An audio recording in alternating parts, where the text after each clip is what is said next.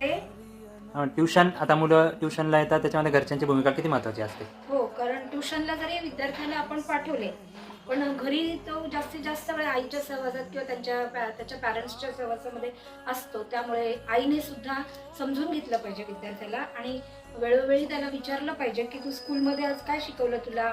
ट्युशन्समध्ये काय शिकवलं? असं जर आपण सुसंवाद साधला आईने मुलांशी, विद्यार्थ्यांशी, तर जास्त त्याला दडपण येत नाही अभ्यासाचं आणि सरळपणे आपले विचार मांडू शकतात विद्यार्थी आणि आईलाही समजतं की नेमकं काय घ्यायला हवं काय नाही. सुसंवाद याच्यामध्ये फार महत्त्वाचा असतो.